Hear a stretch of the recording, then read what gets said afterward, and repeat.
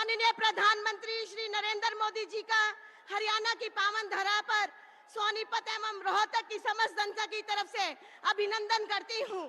सोनीपत जिला के युवा नेता जिला अध्यक्ष जसवीर दोदवा जी से अनुरोध करती हूँ कि बुके से प्रधानमंत्री जी का स्वागत करें।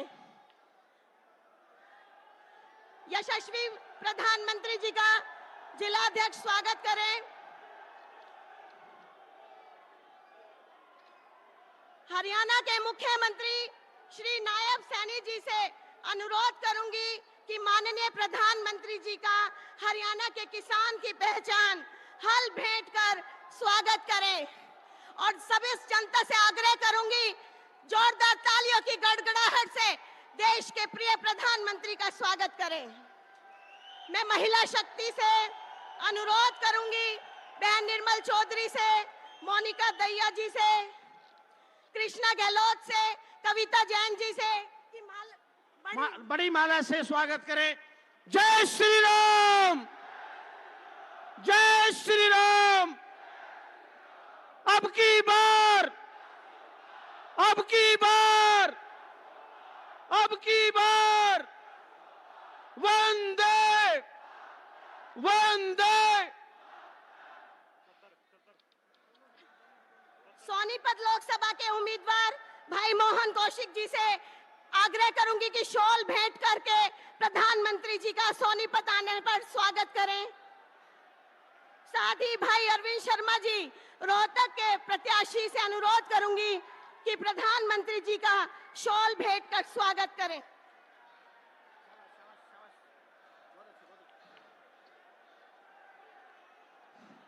भारत माता की। अब की बार 400 पार, अब की बार फिर एक बार, फिर एक बार।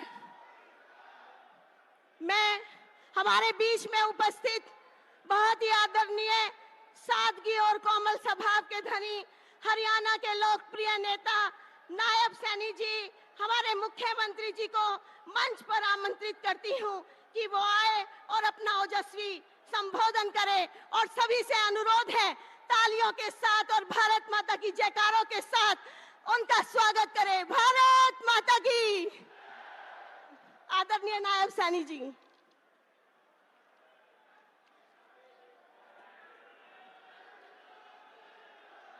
भारत माता के, भारत माता के। मंच पर विराजमान दुनिया के सबसे लोकप्रिय नेता, भारत के यशस्वी प्रधानमंत्री आदरणीय नरेंद्र मोदी जी, जोरदार तालियों से अपने प्रिय नेता का स्वागत करिए, जोरदार तालियों से।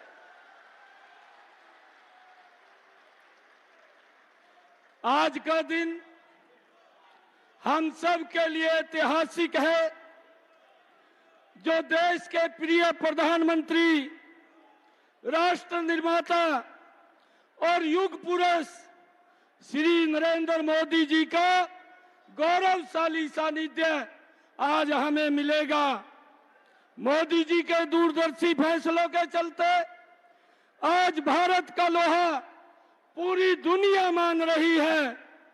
चाहे अयोध्या में भगवान श्री राम के मंदिर के निर्माण की बात हो, चाहे अनुच्छेद 370 को निरस्त करने की बात हो, चाहे 3 तलाक को रोक हो, आतंकवाद पर सर्जिकल स्ट्राइक हो, 1 रैंक 1 पेंशन हो, 55 करोड़ देश के नागरिकों को आयुष्मान भारत का लाभ हो, ऐसी ऐसी योजनाएं आदरणीय प्रधानमंत्री नरेंद्र मोदी जी के नेतृत्व में इन 10 वर्षों में मैं देखता था। इस क्षेत्र में हमारी माताएं बहनें 2-2 किलोमीटर से 2014 से पहले सर के ऊपर मटका रख करके पीने का पानी लेकर के आती थी, परंतु आदरणीय नरेंद्र मोदी जी की नीतियों के कारण आज हर घर के अंदर नल और स्वच्छ जल पहुंचा करके अपनी माताओं बहनों को आज पानी लाने की दूर से आवश्यकता नहीं है। ये कार्य ये हमारे यशस्वी प्रधानमंत्री जी ने इन 10 वर्षों के अंदर किया है। आदरणीय मोदी जी की ही अगुवाई में आज भारतीय जनता पार्टी देश की ही नहीं विश्व की सबसे बड़ी पार्टी भाइयों भारतीय जनता पार्टी बनी है। ये संभव हुआ है। मैं आदरणीय प्रधानमंत्री जी का आज इस पवित्र भूमि पर आज सोनीपत के इस गोहाना की ऐतिहासिक भूमि पर पधारने पर मैं बहुत बहुत स्वागत और धन्यवाद करता हूं। मुझे यह केवल भारतीय जनता पार्टी में संभव है कि एक छोटा परिवार का बालक और एक गरीब परिवार का बालक आज चाहे मनोहर लाल जी के रूप में है और चाहे मुझे इस प्रदेश के प्रमुख के रूप के में बैठाने का काम आदरणीय एक छोटे से कार्यकर्ता को आदरणीय नरेंद्र मोदी जी ने किया है। मुझे गर्व है कि साल 2014 में हरियाणा की बागडोर संभालने के साथ ही मनोहर लाल जी ने यह संकल्प लिया था कि हरियाणा को नंबर 1 राज्य बनाएंगे। 2014 से पहले हरियाणा में चारों तरफ भ्रष्टाचार का बोलबाला था। हरियाणा पूरे देश में पर्ची और खर्ची और नौकरियों की बोली के लिए बदनाम था। बिना पैसे और सिफारिश कोई नौकरी नहीं मिलती थी, इसलिए बच्चे बहुत पिछड़ रहे थे। मनोहर सरकार की पारदर्शी नीतियों के चलते और हरियाणा के गरीब युवाओं को मेरिट के आधार पर नौकरियां आज मिल रही है। आज गरीब व्यक्ति का आज युवाओं का भी एक बड़ा विश्वास आज इन 10 वर्षों में आपकी सरकार के प्रति बड़ा है। मुझे खुशी है हरियाणा सरकार द्वारा किए गए सुधारों के चलते आज सरकारी सेवाओं व योजनाओं का लाभ घर बैठे मिल रहा है। युवाओं को सरकारी नौकरी के लिए न तो सिफारिश ढूंढनी पड़ती है और न ही जमीनें बेचनी पड़ती है। आज पारदर्शी आधार के ऊपर घर बैठे ही लोगों को नौकरी मिल रही है। मैं धन्यवाद करूंगा। आज हम सबको आदरणीय प्रधानमंत्री जी का मार्गदर्शन प्राप्त होगा। आज इतनी भारी संख्या के अंदर आदरणीय प्रधानमंत्री जी को हम सब सुनने के लिए आए हैं। मैं आज पुनः गोहाना की इस ऐतिहासिक भूमि पर पधारने पर मैं आदरणीय प्रधानमंत्री जी का बहुत बहुत स्वागत और धन्यवाद करता हूं और एक विश्वास दिलाता हूं कि हरियाणा ने आज आपके नेतृत्व में जो पिछले 10 वर्षों में आपने गरीब के लिए काम किया है, आपने महिला के लिए काम किया है, आपने किसान के लिए काम किया है, आपने युवाओं के लिए काम किया है। आज जब मैं 10 वर्ष के बाद देखता हूं कि आज युवा के अंदर भी जोश है, आज किसान भी मजबूत हुआ है, आज महिला सशक्त हुई है, आज गरीब के चेहरे पर मुस्कान लाने का काम इन 10 वर्षों में आपकी सरकार ने किया है। आज जब चारों तरफ ये इतना बड़ा वातावरण आपकी सरकार के प्रति बना है तो आज हरियाणा प्रदेश के जन जन ने ये संकल्प लिया है, एक एक वोट कमल के फूल के ऊपर दे करके आदरणीय प्रधानमंत्री जी 10 के 10 कमल के फूल खिला करके तीसरी बार देश की बागडोर आपको सौंपने का काम ये हरियाणा के लोग करेंगे। आज हरियाणा के अंदर 11 कमल के फूल खिलेंगे, 10 लोकसभा और 1 विधानसभा का कमल का फूल खिला करके आपके पास भेजने का काम करेंगे। मेरा आप सब इतनी भारी संख्या में जो आए हैं, हम सब आज से ही आदरणीय प्रधानमंत्री जी के उस मंत्र को लेकर के एक एक घर के अंदर जा करके भाइयों कमल का फूल खिलाने का काम करेंगे। 10 की 10 लोकसभा की सीटें आपकी झोली में डाल करके हरियाणा प्रदेश के लोग अहम भूमिका आपको तीसरी बार प्रधानमंत्री बनाने में करेंगे। आप यहाँ पर पधारे हैं। मैं पुनः आपका यहाँ पधारने पर हरियाणा की तरफ से बहुत बहुत स्वागत और धन्यवाद करता हूँ। इन्हीं शब्दों के साथ जय हिंद, जय भारत, जय भारत मां। जय श्री राम, जय श्री राम।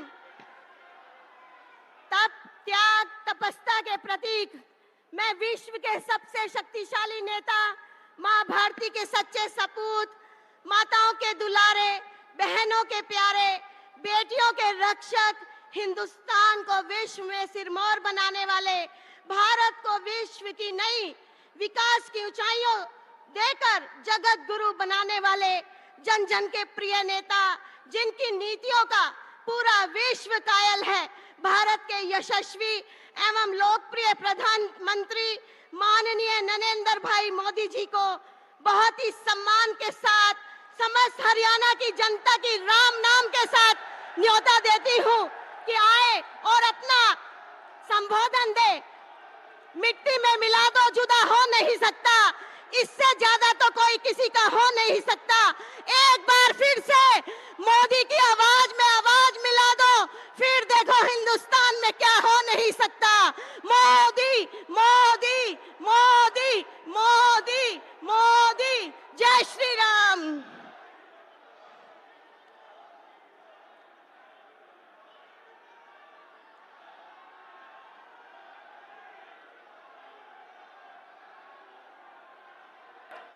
भारत माता की, भारत माता की। आप सभी को मोदी की राम राम।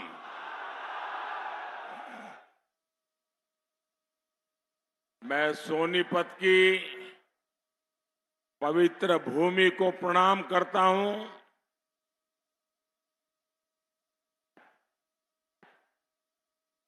हरियाणा की धरती युद्ध में भी गीता का ज्ञान सुनाती है। जब मुकाबला सत्य और असत्य के बीच में हो तो विजय सत्य की ही होती है।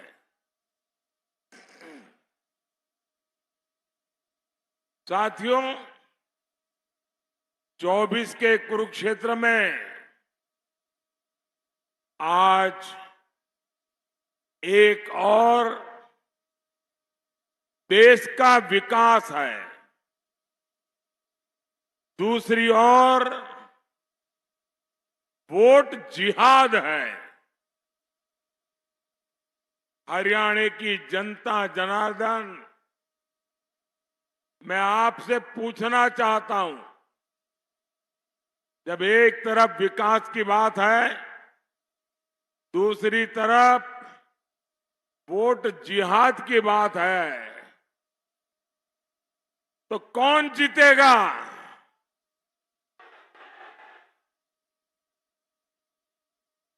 आपके जवाब ने तय कर दिया है। फिर एक बार, फिर एक बार, फिर एक बार। तो 4 जून को ये मुत्तूराम की जलेबी का क्या होगा?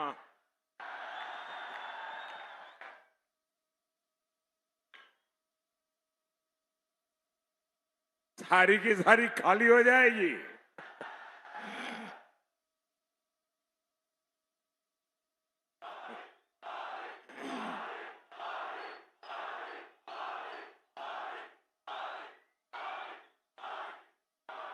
साथियों, कांग्रेस 10 साल से सत्ता से बाहर है और इसलिए पूरी तरह बौखला रही है। इन्हें वो पुराने दिन याद आ रहे हैं जब शाही परिवार रिमोट कंट्रोल से सरकार चलाता था। देश की सारी योजनाएं एक ही परिवार के नाम पर होती थी। एक परिवार के सिवाय कुछ नहीं। योजनाओं के नाम पर देश का पैसा कहां जाता था? ये भ्रष्ट लोगों की तिजोरियों में जाता था। कैसे कैसे घोटाले होते थे। करोड़ों के नहीं, हजारों करोड़ के नहीं, लाखों करोड़ रुपए के घोटाले होते। साथियों, नाम बदलने से असलियत नहीं बदलती है। ये इंडी गठबंधन वाले वही भ्रष्टाचारी और घोटालेबाजों की जमात है। इन्हें किसी भी कीमत पर सत्ता चाहिए। और कीमत क्या है? देश की सुरक्षा, देश की स्थिरता, देश का सम्मान। और 5 साल में 5 प्रधानमंत्री, ये इनकी सरकार चलाने का फॉर्मूला है। और कल तो इंडिया अलायंस के एक नेता ने मीडिया वालों को भी बताया कि 5 साल 5 प्रधानमंत्री। अब मुझे बताइए भैया, ये 5 साल 5 प्रधानमंत्री से देश का कुछ भला होगा क्या? ये हर साल नया प्रधानमंत्री आएगा तो क्या करेगा? क्या करेगा? 5 साल में 5 प्रधानमंत्री क्या करेंगे? अरे इनसे जरा पूछिए, ये प्रधानमंत्री का पद क्या हमारे मुतराम की जलेबी है क्या?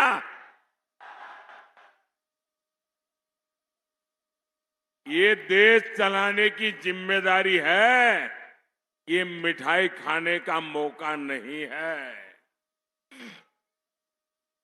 क्या आप देश को वापस अस्थिरता के उस दौर में जाने देंगे क्या? साथियों, कांग्रेस अब अपने देश विरोधी एजेंडे को भी छिपा नहीं रही है। ये खुलाम कह रहे हैं, मोदी जी ने 10 साल में जो कुछ भी किया है उसे वो चौपट कर देंगे। यानी चुनाव जीत करके करना क्या है?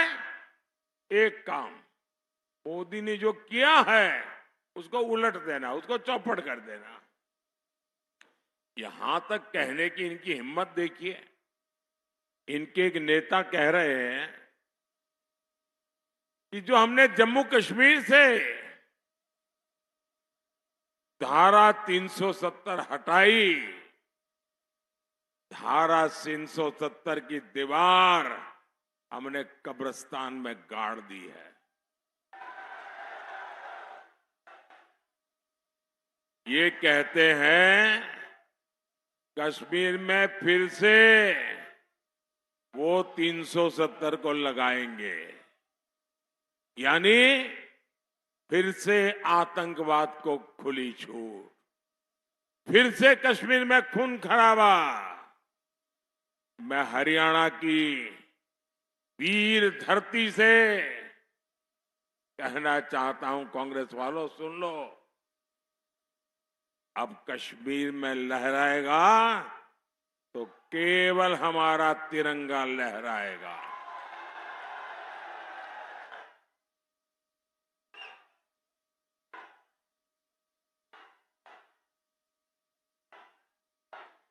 और कांग्रेस वाले लिख लो, ये मोदी है।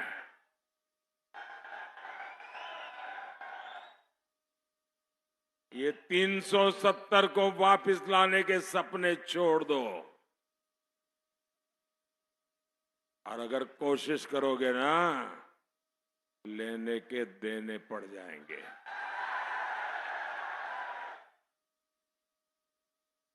साथियों, आपको याद होगा कांग्रेस के समय हर रोज सीमा पर, बॉर्डर पर फायरिंग होती थी और मीडिया में हमेशा हेडलाइन चलती थी, सीज फायर तोड़ा, सीज फायर तोड़ा, और गिनती होती थी, इतनी बार तोड़ा, इतनी बार तोड़ा। दुश्मन तो वही है, लेकिन हालात बदल गए कि नहीं बदल गए? बदले कि नहीं बदले? ये किसने किया? ये किसने किया? ये हालत किसने बदले? ये गोलियां किसने बंद कराई? ये मोदी ने नहीं, आपके एक वोट ने किया है। आपके एक वोट ने। ये आपके वोट की ताकत है कि दुश्मन की बम बंदूक को भी ताले लग जाते हैं। ये आपके वोट की ताकत है। मोदी ने बस इतना किया, सीमा पर हमारे जो जवान खड़े हैं ना, हमारे हरियाणा के जो छोरे खड़े हैं ना, मोदी ने उनको खुली छूट दे दी। मोदी ने कह दिया, अब गोलियां गिनने की जरूरत नहीं है। और आप देखते हैं, नतीजा आपके सामने है। लेकिन भाइयों बहनों,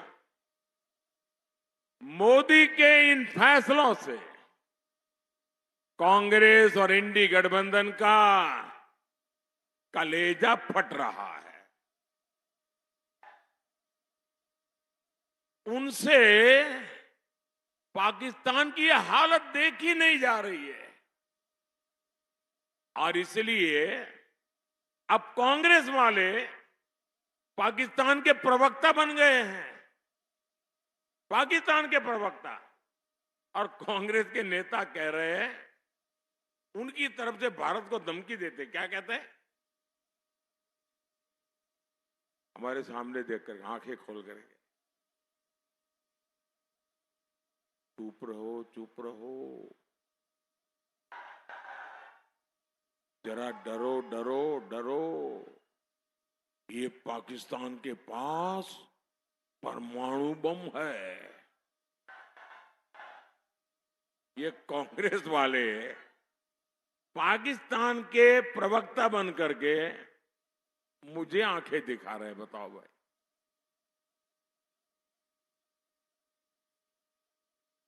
इसका मतलब अभी तक वो मोदी को पहचान नहीं पाए हैं।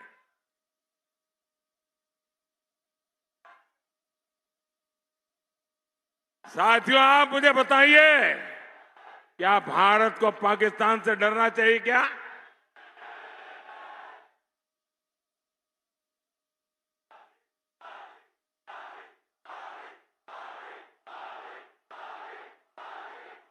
ये मोदी का दौर है। हम घर में घुसकर मारते हैं।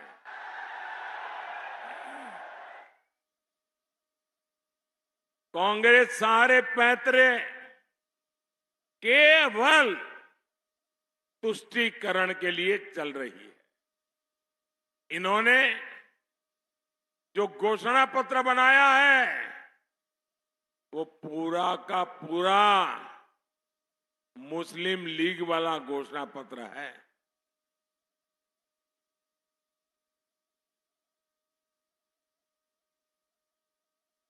ये कहते हुए एक्सरे मशीन, सबका एक्सरे निकालेंगे।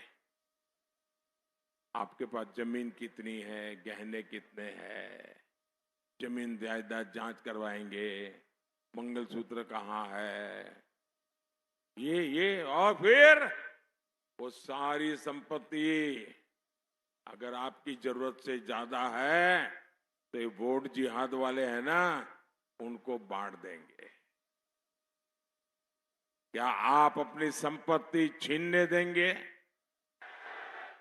क्या आपकी संपत्ति पर वोट जिहाद वालों को अधिकार करने देंगे?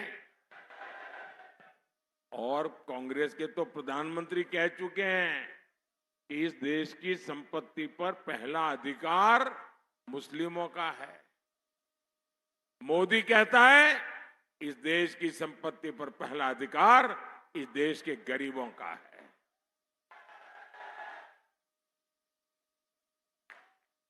ये लोग आपकी आधी कमाई हड़पने की बात करते हैं। आप मुझे बताइए भाई, अपने यहां किसी भी राज्य में चले जाओ, हर माँ बाप कैसी भी जिंदगी जीता हो, लेकिन उसके मन में एक इच्छा रहती है कि भाई कुछ बचत करूं और मरने के बाद बच्चों के लिए कुछ छोड़ करके जाऊं। ये हर माँ बाप की इच्छा रहती है कि नहीं रहती? अपने संतानों को कुछ देकर के जाने का हर एक का मन में इच्छा रहती है ना।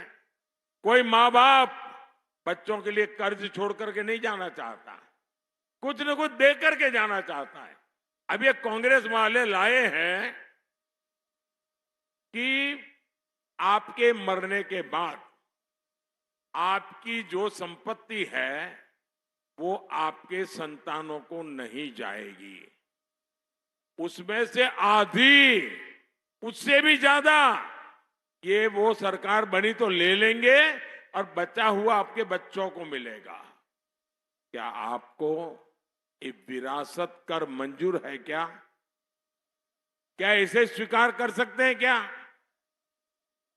भाइयों बहनों, बाबा साहब आंबेडकर ने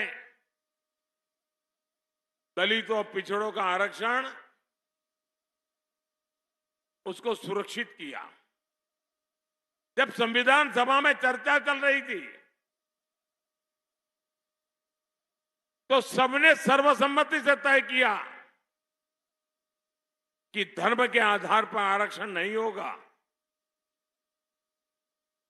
सहमति से हुआ। अब ये कांग्रेस वाले बाबा साहब आंबेडकर की पीठ में जुरा पोंक करके संविधान के लीरे लीरे उड़ा करके ये एससी, एसटी, ओबीसी का जो आरक्षण है वो मुसलमानों को देना चाहते हैं। और ये काम उन्होंने कर्नाटका में शुरू कर दिया। कर्नाटका में क्या किया उन्होंने? उनकी सरकार बनने के बाद वहां जितने भी मुसलमान हैं, जितने भी मुसलमान, कितना धनी हो, अमीर हो, पैसे वाला हो, ऊंचा हो, कोई भी हो, सबको रातों रात उन्होंने ओबीसी घोषित कर दिया। एक कागज पे थप्पा मार के कह दिया सब ओबीसी है। तो परिणाम ये आया कि ओबीसी को जो आरक्षण मिला हुआ था उसमें से डाका डाल दिया, एक बहुत बड़ा हिस्सा लूट लिया और जो ओरिजिनल ओबीसी हैं वो हाथ घिसते रह गए। अब यही मॉडल पूरे देश में लागू करना चाहते हैं। क्या आपको ये मंजूर है क्या? ये होने देंगे क्या? ऐसे लोगों को सरकार में आने देंगे क्या? क्या ऐसे इंडी गठबंधन वालों को हरियाणा में एक भी सीट मिलनी चाहिए क्या? साथियों, इंडी गठबंधन वालों को आपकी भावनाओं की कोई परवाह नहीं है। अब आप देखिए, अयोध्या में 500 साल के इंतजार के बाद प्रभु राम का मंदिर बनाने की प्रतीक्षा पूरी हुई।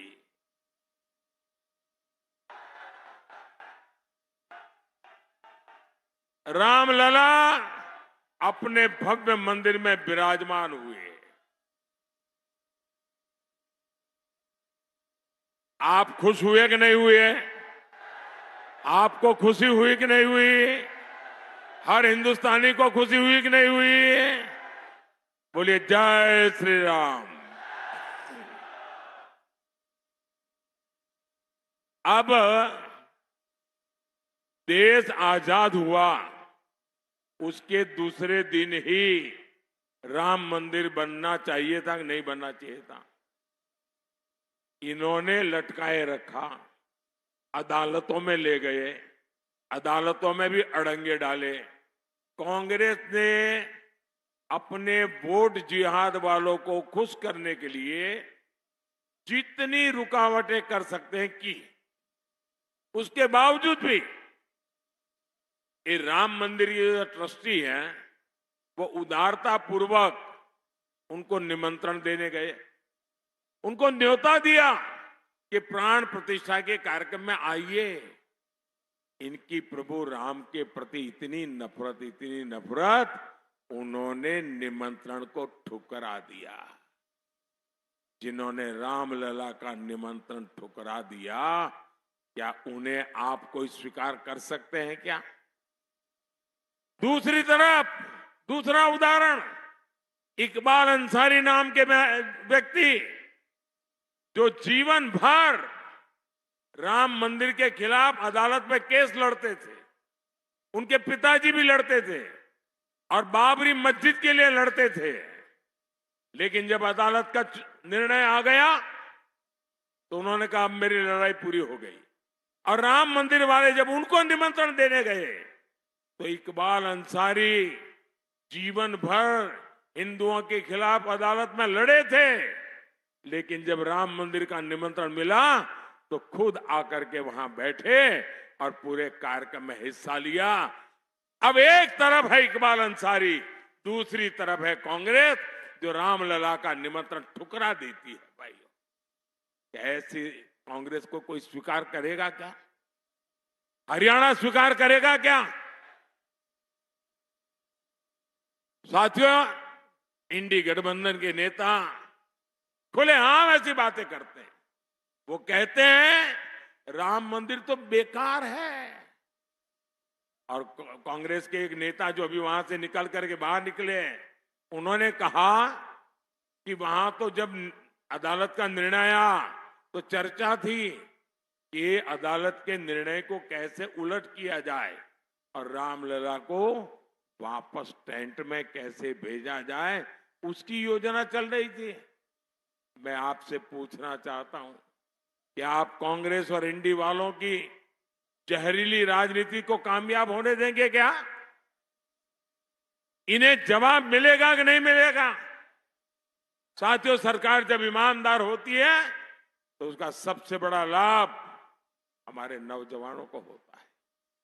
हमारे हरियाणा के युवाओं के पास पहले भी भरपूर क्षमता थी, लेकिन आज वही युवा खेलों में अपना झंडा गाड़ रहा है। मोदी ने 2014 में सरकार में आने के बाद खेलों का बजट 3 गुना बढ़ा दिया है और मोदी कहता है खूब खेलो, खूब मेडल ले आओ।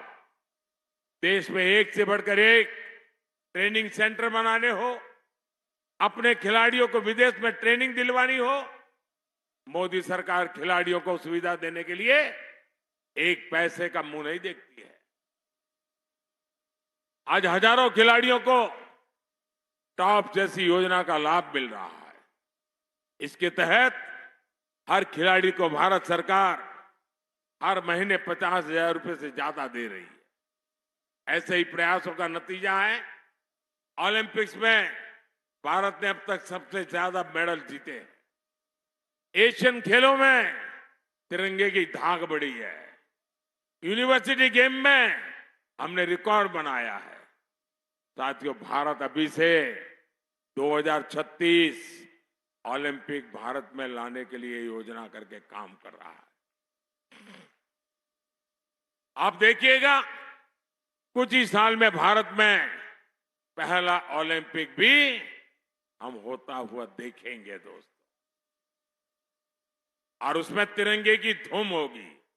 उसमें हम हरियाणा और सोनीपत के युवाओं को देश के लिए सोना लाते देखेंगे।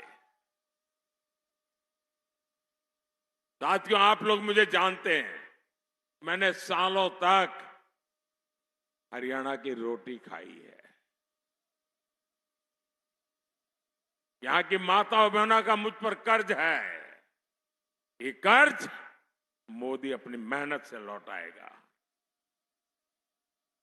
और इसलिए हरियाणा का विकास ये मोदी का सपना नहीं, मोदी का संकल्प है। जो 60 साल में नहीं हुआ वो 10 साल में मोदी ने करके दिखाया है।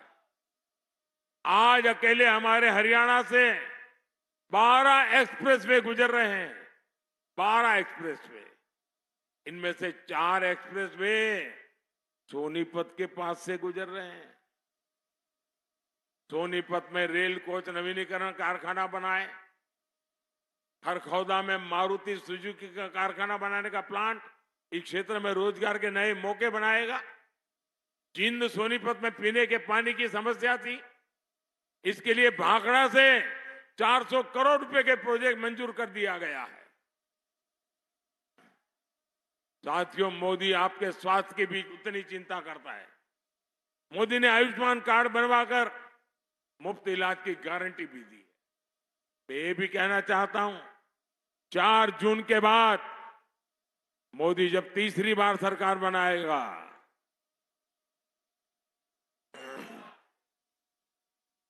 तो आपके परिवार में 70 साल से ऊपर के जो भी लोग हैं, 70 साल के ऊपर के आपके माता पिता, दादा दादी, नाना नानी, चाचा चाची जो भी है, अब इनके बीमारी में इलाज का जिम्मा आपका नहीं, ये आपका बेटा मोदी करेगा।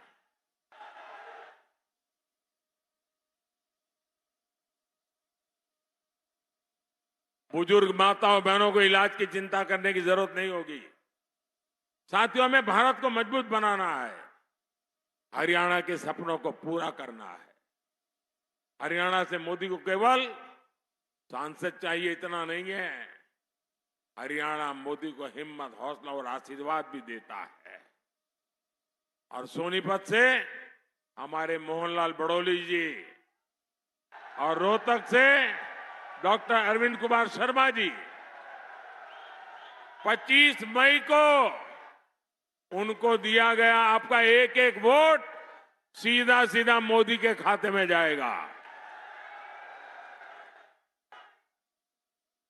तो ज्यादा से ज्यादा मतदान कराएंगे, पोलिंग बूथ जीतेंगे। मेरा अनुरोध है, यहां से जाकर के बाद ज्यादा से ज्यादा परिवार में जाइए, ज्यादा से ज्यादा लोगों को मिलिए और कहना मोदी जी आए थे और मोदी जी ने आपको राम राम कहा है। मेरा राम राम पहुंचा देंगे, मेरा राम राम पहुंचा देंगे। बोलिए भारत माता की, भारत माता की। बहुत बहुत धन्यवाद। भारत माता की।